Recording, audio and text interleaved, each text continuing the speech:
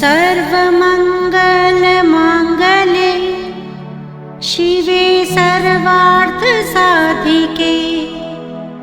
शरण्ये त्र्यम्बके गौरी नारायणी नमोऽस्तुते।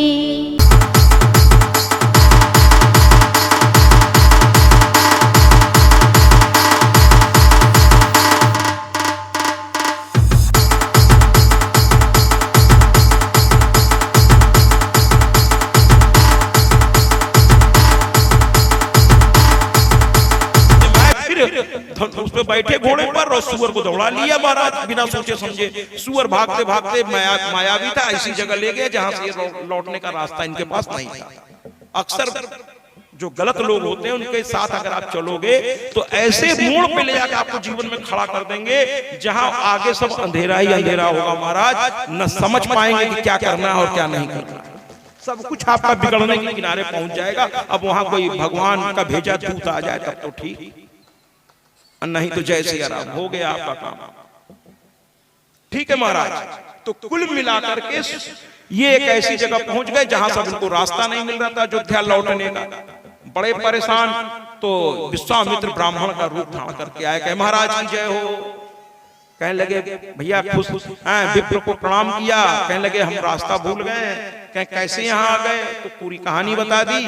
कहने लगे मैं आपको रास्ता दिखा दूंगा, लेकिन आप जहाँ आए हैं ये बड़ा तीर्थ स्थान है, यहाँ स्नान कीजिए और स्नान के बाद थोड़ा पूजन कीजिए भगवान का, और जहाँ कथा हो, जहाँ हवन हो, जहाँ नदियां पवित्र बहती हो, जहाँ मंदिर हो, वहाँ कुछ न कुछ दान जरूर करना चाहिए। तो कहे कुछ दान भी कर दीजिएगा अगर आपकी इच्छा हो तो हरिश्चंद्र ने कहा नहीं महाराज बिल्कुल करूंगा। फिर स्नान किया, है ना, ध्यान किया। देखिए कल जो आए थे अधिकारी, है ना, उन्होंने सबको कुछ न कुछ दिया, सभी ब्राह्मणों को। अब वो राशि में आपको नहीं बताऊंगा, लेकिन मात्र 1.5-2 घंटे में, देखिए यहाँ के क्षेत्र वाले यहाँ आते नहीं महाराज, और 1.5-2 घंटे में 4-4.5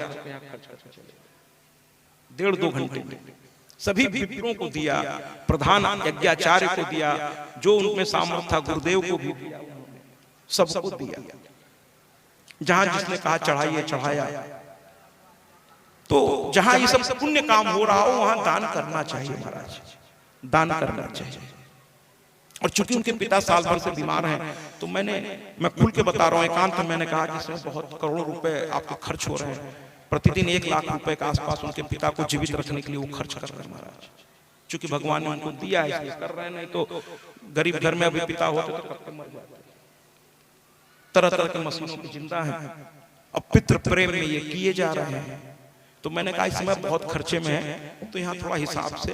तो कहे नहीं महाराज मैं सोच के आया हूँ, मैं यहाँ दान करूंगा जो मुझसे बनता, और करके सभी विप्र खुश थे।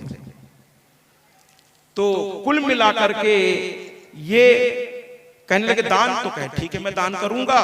और इसके बाद स्नान किया उन्होंने, पूजन किया और कहा कि बताइए कहां दान करना है। तो कहने लगे माया से उन्होंने एक ब्राह्मण लड़का खड़ा कर दिया और एक लड़की खड़ी कर दी।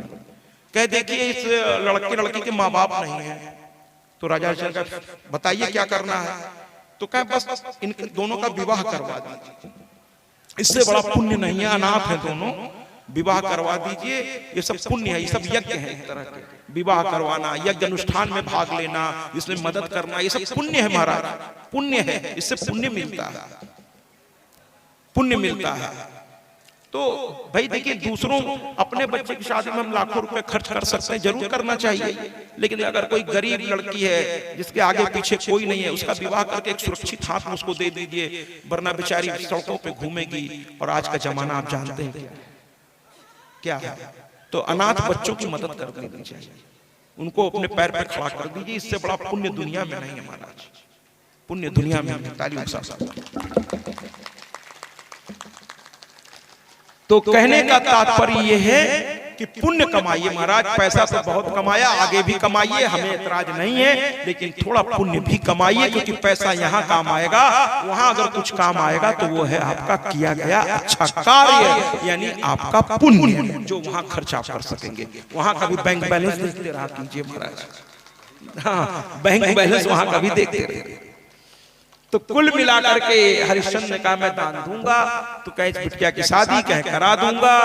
तो कहे मैं कन्यादान के लिए क्या संकल्प दिलाऊं? तो कहे जो कहिए।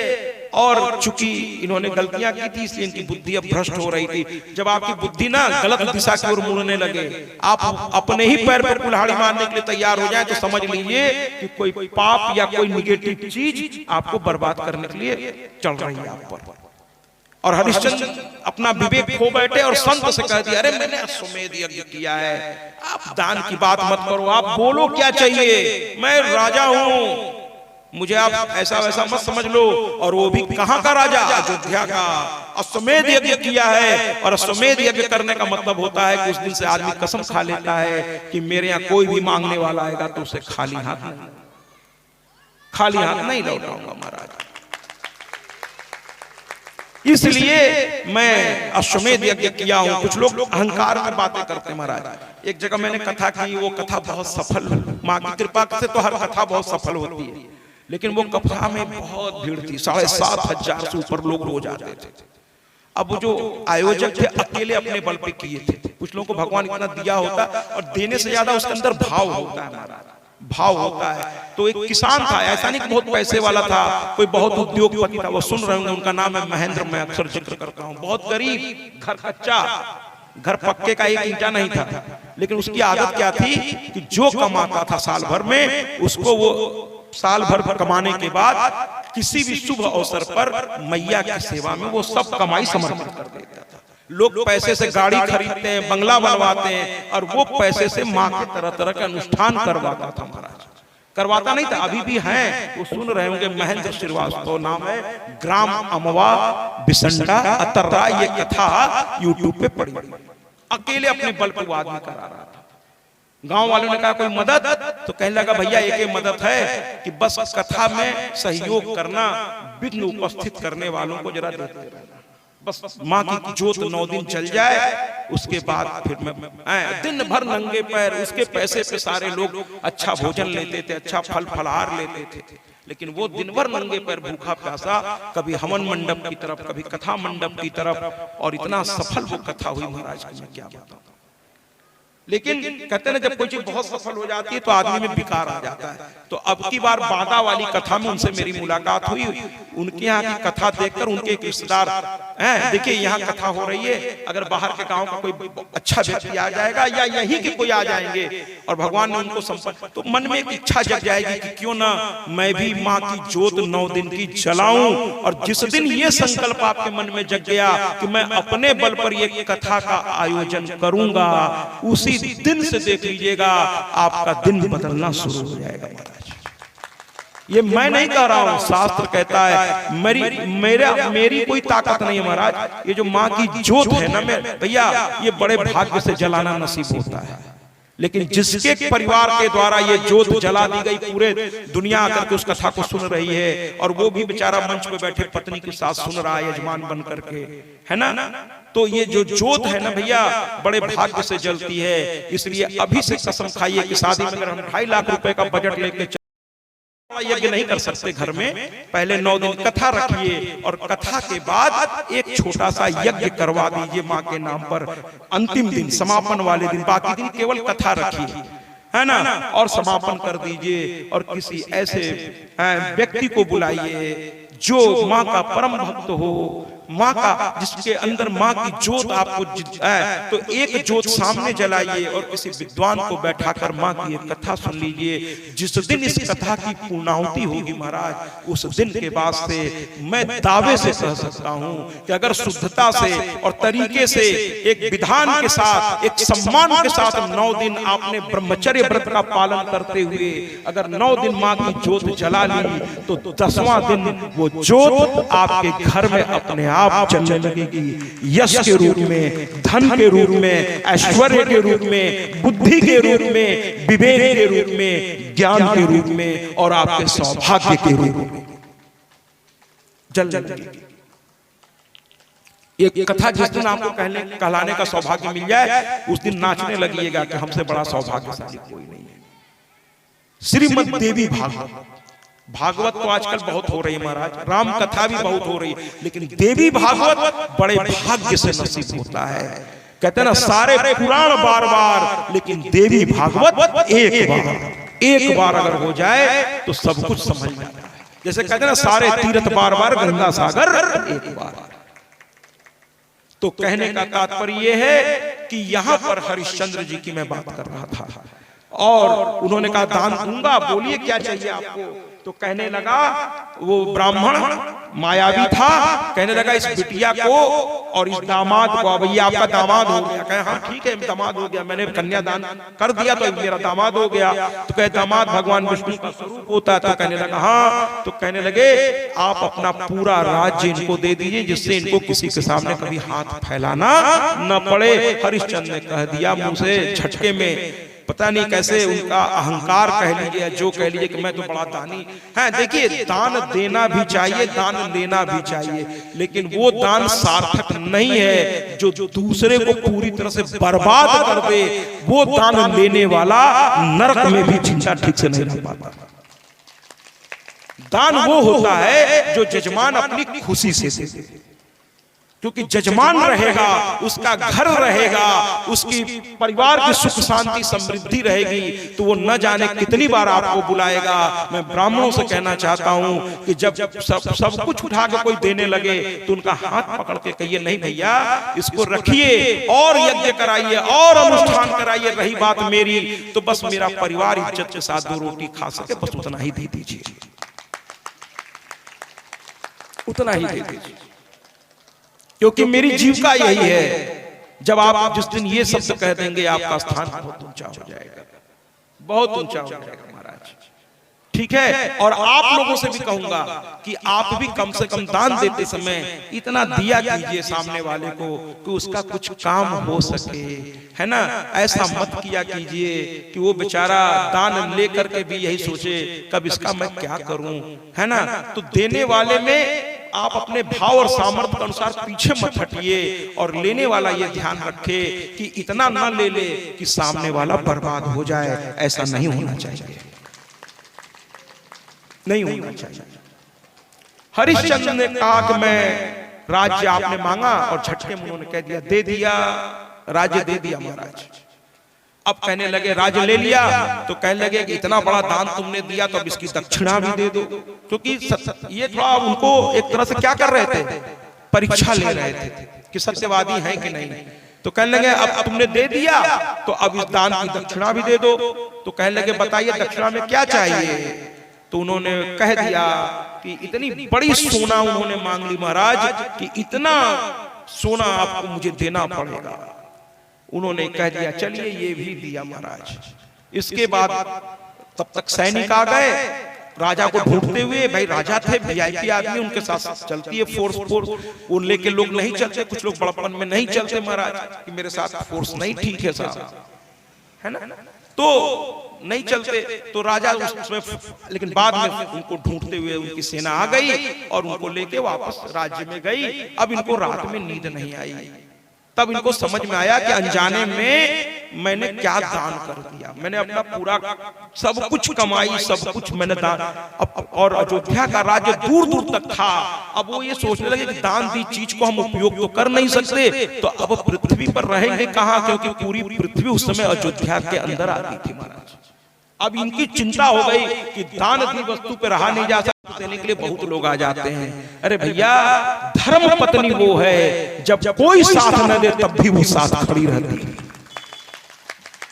तब भी वो साथ खड़ी रहती है। जब सबका विश्वास आप पे से हट जाता है तो एकमात्र आपकी माता पिता, आपके भगवान और आपकी पत्नी को आप पर विश्वास रहता है कि इस मुसीबत से आप एक दिन जरूर बाहर आएंगे, जरूर बाहर आएंगे। सभ्य ने कहा कोई बात नहीं, अरे धन गया है फिर आ जाएगा, लेकिन आपने एक दान दिया है, आपने कोई जुए में नहीं उड़ाया है, आपने कोई मदिरा नहीं पी है, आपने दान दिया है। मेरा सर ऊंचा हो गया कि मेरे पास ऐसा पति है जब दान देने पर आए तो अपना सब कुछ दे सकता है। ऐसा पति का मैं पत्नी हूं, मेरा सर ऊंचा हो गया। उसको अपने दुख दर्द की चिंता नहीं थी कि अब कल से कहां रहना है, कल से कहां रहना है उसको इसकी चिंता नहीं थी महाराज। उसको तो ये चिंता थी कि मेरे पति का सर झुकने न पावे और उसको धर्म से जहां रुकना ठीक नहीं है। तो कहने लगी कि आपने दान दिया है, मेरा सर ऊंचा कर दिया, समस्या क्या है ये बताइए। कहने लगे दान दी चीज का इस्तेमाल नहीं किया जाता और जिसको दान मिलता है वो सिर्फ उसका ही। मैं जैसे कोई व्यक्ति दूसरे को दान मिला है तो वो पैसा हम नहीं ले सकते महाराज। हमारा दान पाया उसको नहीं लेना चाहिए, क्योंकि दान देने के पीछे वो पैसा नहीं होता महाराज। दान का पैसा पचाना बड़ा कठिन है, क्योंकि पता नहीं सामने वाले ने क्या संकल्प मन में सोचकर वो पैसा चढ़ाया है। ये पैसा बड़ा कठिन होता है, पता नहीं उसने क्या संकल्प लिया है ना। कुछ लोग अपनी सारी मुसीबत को, बड़े अलग अलग टाइप के लोग होते हैं, वो ऐसे सर से ऊंच करके, और ये बड़ा गलत काम है। देवी देवता के सामने ऐसा पैसा कभी मत चढ़ाइएगा कि हमारे सब उल्टा सीधा सब यहाँ पैसे में करके मैं भगवान पे, ऐसा सब मत कीजिए। और कुछ लोग तो इतने अच्छे होते हैं जो पैसा कहीं नहीं चलता वो यहाँ चला जाता है।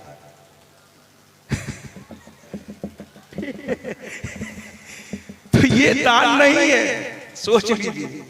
दान क्या है कि आपकी मेहनत और ईमानदारी का कमाया हुआ पैसा, चाहे वो आपके पति का हो, उसमें से जो सबसे शुद्ध पवित्र है वो आप चढ़ाइए और चढ़ाकर मां को बस प्रणाम कीजिए और कहिए कि तू तो सब जानने वाली है, तू तो सब जानने वाली है, किससे क्या कहना। ठीक है महाराज, है ना। तो इस तरह से इन्होंने कहा कि मैं कहां रहूंगा।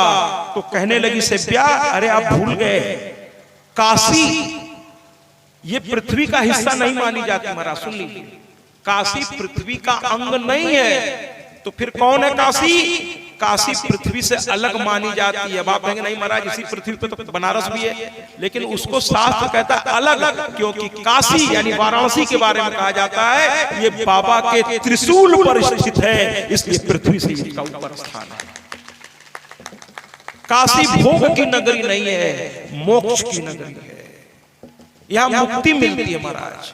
लेकिन वो मुझे कहने में हो सकता पूरे काशी वाले मेरे खिलाफ हो जाए, लेकिन मुझे उसकी परवाह नहीं है महाराज।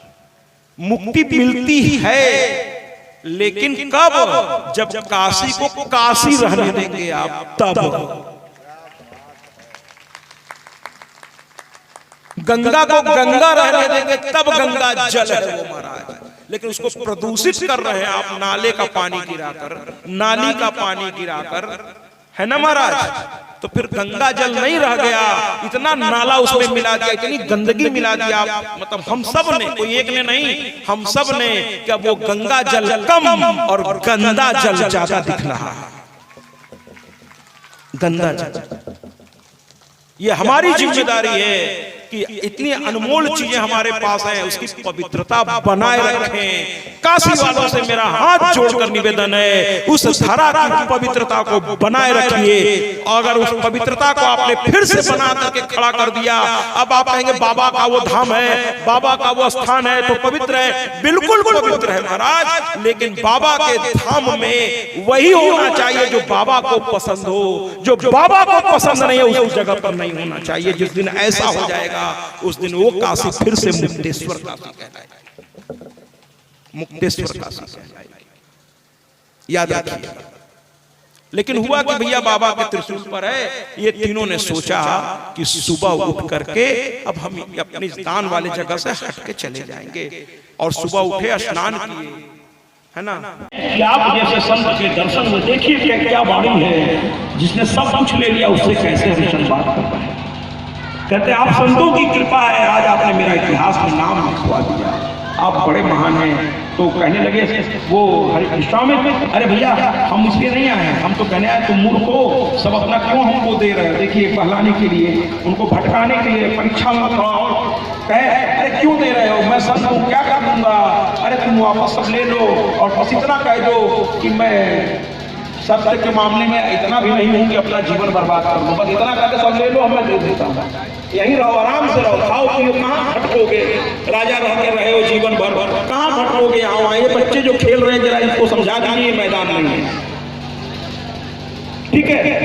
लेकिन इन्होंने कहा ना, अभी तक आप संत की बात कर रहे थे, बल्कि जब आप मांग रहे थे तो आप संत लग रहे थे, क्योंकि आप मांग रहे थे मुझसे और मेरा सम्मान बढ़ा रहे थे, आप संत लग रहे थे। अब आप जो लौटाने की बात कर रहे हैं ना, इससे मेरी अपकृति होगी कि दे करके ले लिया या देने को कहकर नहीं दिया।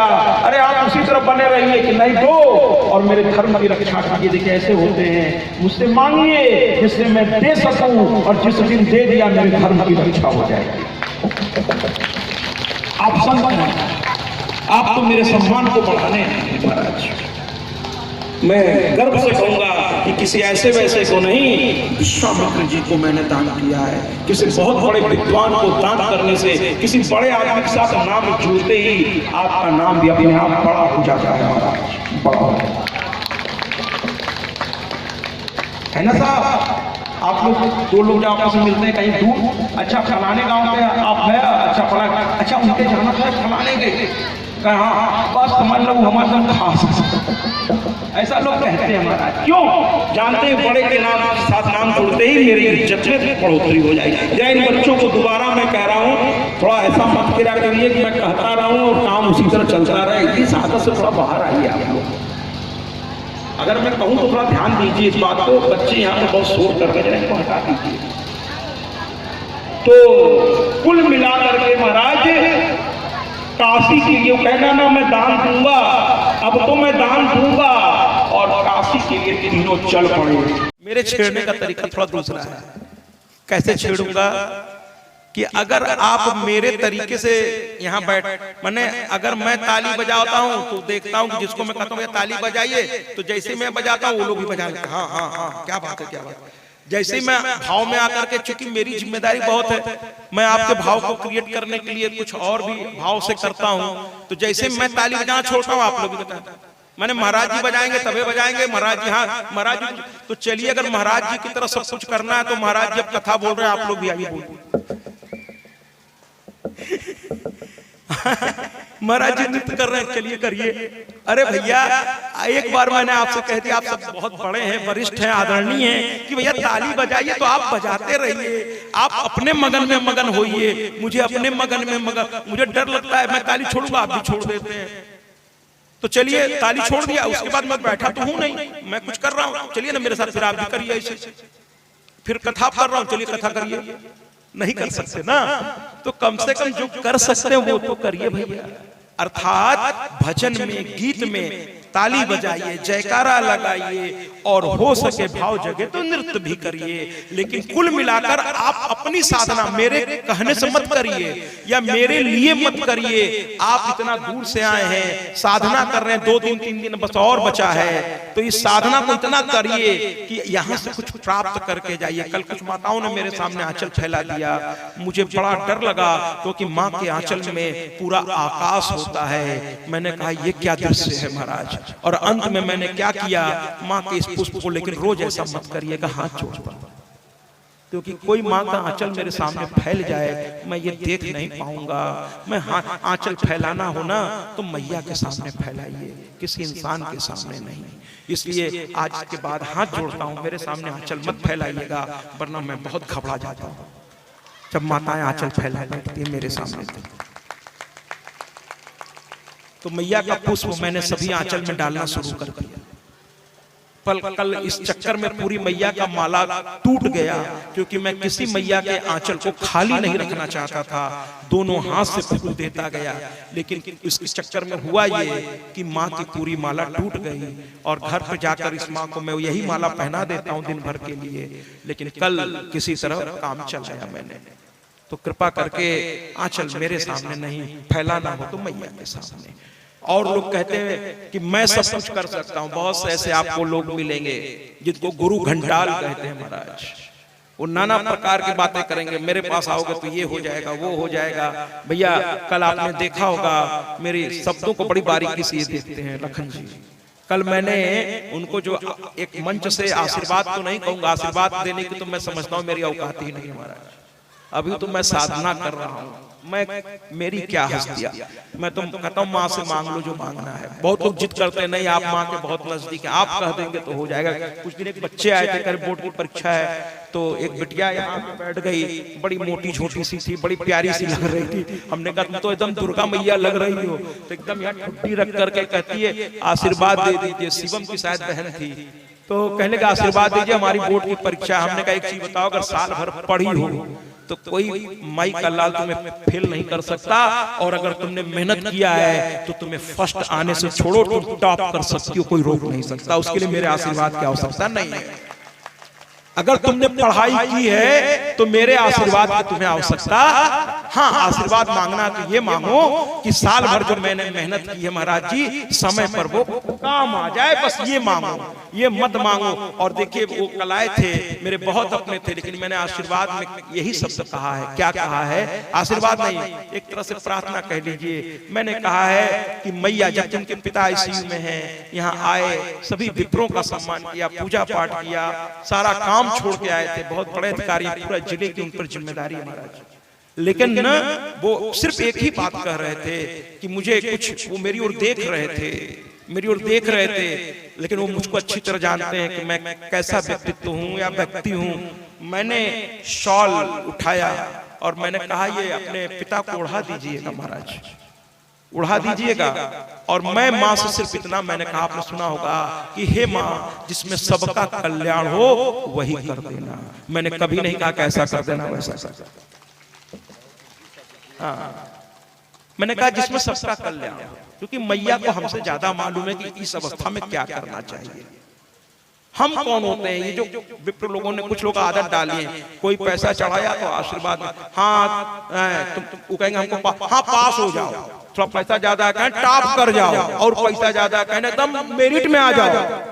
तो ऐसे विप्रों का आशीर्वाद नहीं लगता। लेकिन जो ये कहता है, हमेशा विप्रों को एक ही बात कहनी चाहिए, भैया कोई दे ना दे, लेकिन आप यही कहिए कि आपके भावानुसार और आपके कर्मानुसार भगवान आपका भला करे।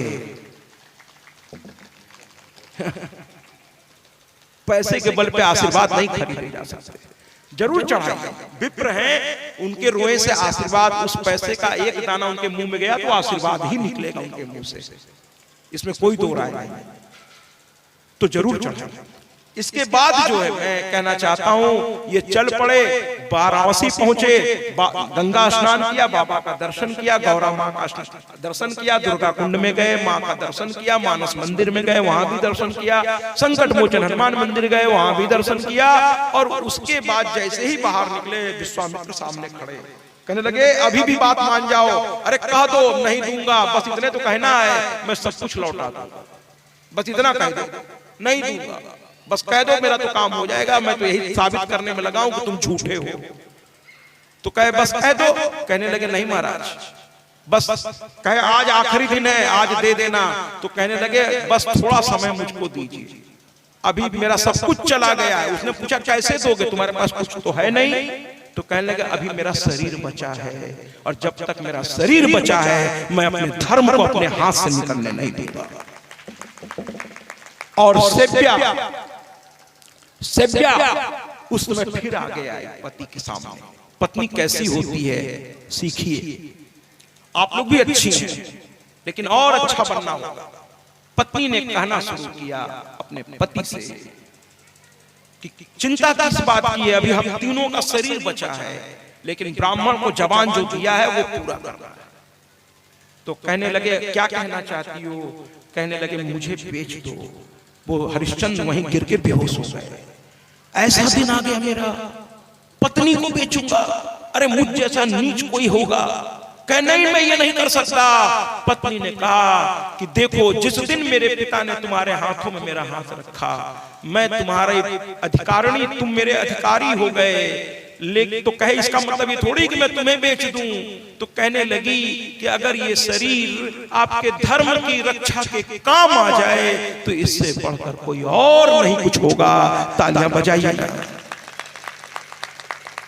और ऐसी पत्नियों को मैं प्रणाम करता हूं जो अपने पति के धर्म की रक्षा के लिए, उसके स्वाभिमान के लिए अपने आप को भी बलिदान कर देती है महाराज। इस पर मुझे अपनी पत्नी याद आती है।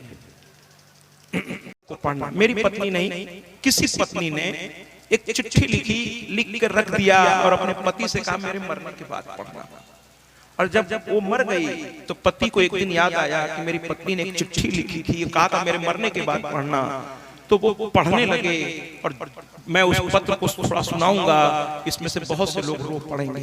एक पत्नी अपने पति को क्या लिखी है, शायद हर पत्नी यही कहती है मेरे मरने के बाद तुम अकेले पड़ जाओगे, याद रखना तुम्हारे नखरे उठाने वाला कोई बचेगा नहीं, बहू जैसी भी दे दे या जो भी, थोड़ा नमक ज्यादा हो कम हो, पसंद आए ना आए, किसी से कुछ कहना मत। अब मैं नहीं रहूंगी तुम्हारा सुनने के लिए, तुम्हारे नखरों को मैं उठा जितना सकी उठाई, लेकिन अब मेरे बाद किसी के सामने कुछ मत कहना, जो मिल जाए खा लेना, जो मिल जाए पहन लेना, और जैसी भी जिंदगी हो बस ऐसा करना कि मर के भी मुझे तुम पर गर्व हो, बस ऐसा करना।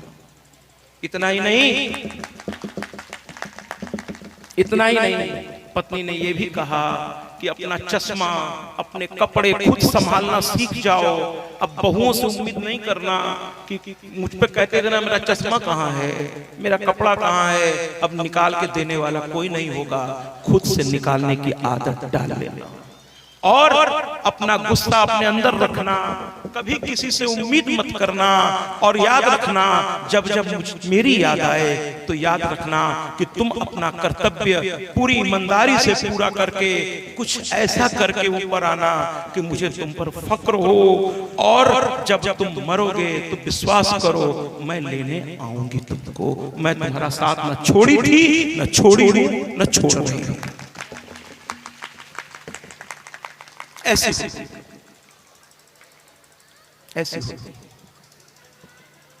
रानी सभ्या ने कहा मुझे बेच दो। राजा ने कहा बेच दो, कहा बेच दो, और कोई तुम मदिरा यानी शराब के लिए मुझे नहीं बेच रहे हो, कोई जुआ के लिए नहीं बेच रहे हो, कोई भोग विलास के लिए नहीं बेच रहे हो, धर्म की रक्षा के लिए बेच रहे हो, बेच दो। मेरे जीते जी तुम्हारा अपमान हो, लोग तुम्हें झूठा कहें, दे करके मुकरने वाला कहें, उससे तो अच्छा मुझे बेच दो। अंत में राजा खड़े हो गए काशी के बीचों बीच, कहने लगे मैं अपनी पत्नी बेचना चाहता हूं। लोग कहे पागल हो, पत्नी को कोई बेचता है? कहे मैं पागल नहीं, अभागा हूं, अभागा हूं। कहे तुम हो कौन? कहे पूछो मत, वरना खरीदने की हिम्मत नहीं कर पाओगे, क्योंकि जब सुन लोगे, मन में उन्होंने कहा कि सुन लोगे राजा हरिश्चंद्र, ये रानी सभ्या, भाई इतना बड़ा आदमी, फिर तुम खरीद नहीं पाओगे मुझे।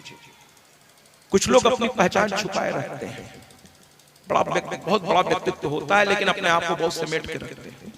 अंत में एक ब्राह्मण आया, कहा मुझे दासी की, और वो ब्राह्मण कोई और नहीं था महाराज, विश्वामित्र ही रूप धर के आए, क्योंकि विश्वामित्र जानते थे कि हरिश्चंद्र बहुत अच्छे इंसान है, वो तो परीक्षा ले रहे थे, और ये भी जानते थे कि ये रानी रही है जिंदगी भर, ये दुख नहीं उठा सकेगी, इसलिए कोई और खरीदेगा तो पता नहीं कैसे इसका इस्तेमाल करेगा, लेकिन इसके धर्म की मुझे परीक्षा देखिए। संत ही होता है कि एक तरफ कठोर हो जाता है, लेकिन दूसरी तरफ उसे आपकी बहुत चिंता भी होती है महाराज, इसी को तो संत कहते हैं।